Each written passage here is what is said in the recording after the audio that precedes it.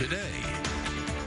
Business is booming in downtown Monroe, but what is behind all that growth? What makes Domo so popular ahead? And money to patch the Shinny Dam and keep things flowing while construction is delayed. We'll tell you what we've learned from the DOTD's announcement. Plus, police make a major drug bust at Monroe Regional Airport. The shocking details that have some asking, how did TSA miss what agents here discovered? Good morning, folks. Time now, 6:31. Thank you for waking up with us on NBC 10. Happy Tuesday. We've already talked about the National Day, Sugar Cookie Day.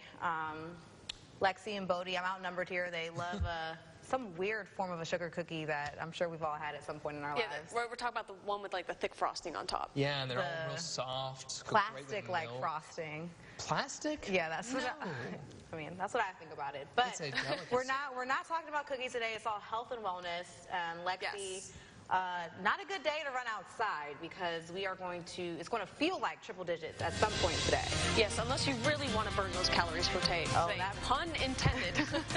For sure. But of course, like she mentioned, it'll probably be the best day to hit the exercise indoors because, again, we are expecting temperatures to get up into the mid to upper 90s by later on this afternoon with a possibility of an isolated shower or two due to the daytime heating. Taking a look outside, the cloud cover continues to dissipate, and right now it's looking like a great sky as we get our Tuesday morning started. That's your forecast first. Thank you, Lexi. Downtown Monroe, or Domo, is quickly growing with new housing, restaurants, and businesses. NBC 10's Chelsea Jones caught up with those facilitating growth in the area. She shares why they are doing it in the first place. Downtowns in any city are the heart and soul of the community. With high-rises, restaurants, and more, they're meant to draw you in.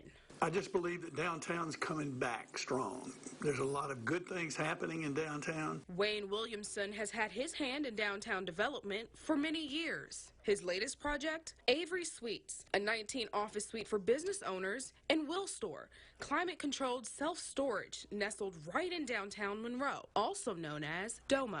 There was an effort to revitalize downtown in the late 70s, early 80s.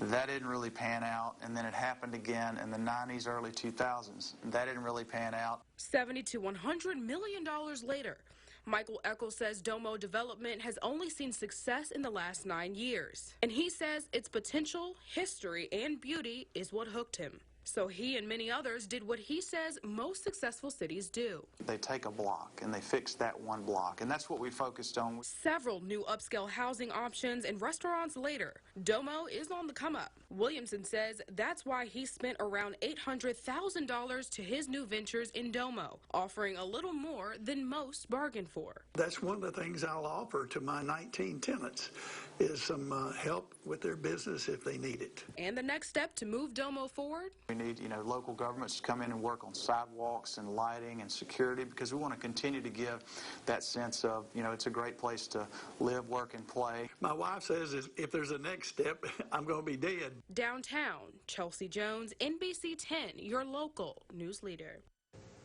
Mayor Jamie Mayo talked road projects and economic development during yesterday's press briefing. Today, he will ask council members to approve two measures, one being a contract between the city and Lazenby & Associates. The contract will allow work to begin for the clearing and digging for the Kansas Lane extension. The project will extend Kansas Lane to Highway 165 north to Forsyth.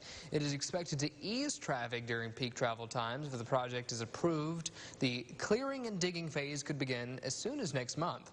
The phase is expected to cost just over $2 million. It will be paid through state capital outlay dollars from the Department of Transportation and Development.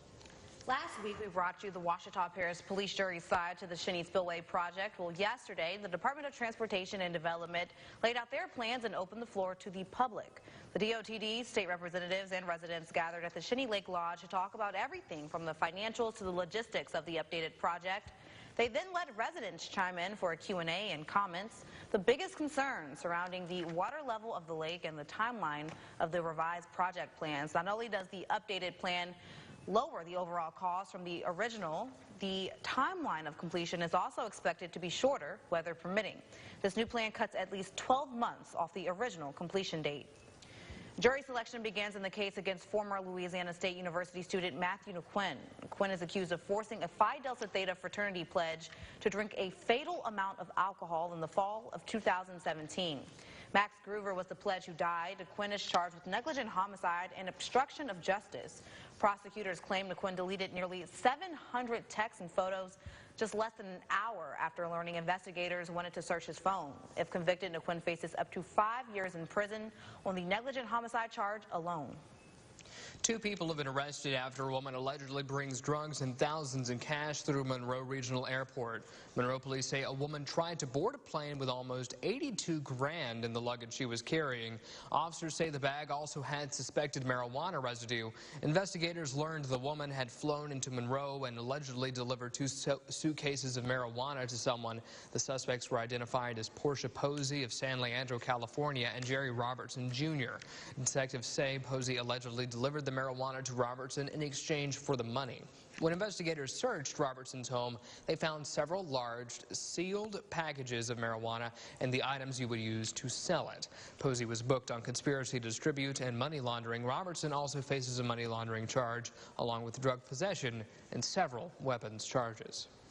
2 people face prostitution charges following a weekend arrest at downtown River Market. According to arrest reports, Monroe police were called there just before 4 Sunday morning about a woman screaming for help. Police arrived and heard the woman screaming and spotted a man running away in his boxers. Randy Fraser Jr. told officers he and Amber Clonch were sitting when Clonch offered to have sex with him in exchange for drugs. Clonch told officers Fraser was the one who made the offer, but claims she told Fraser she would think about it after they smoked.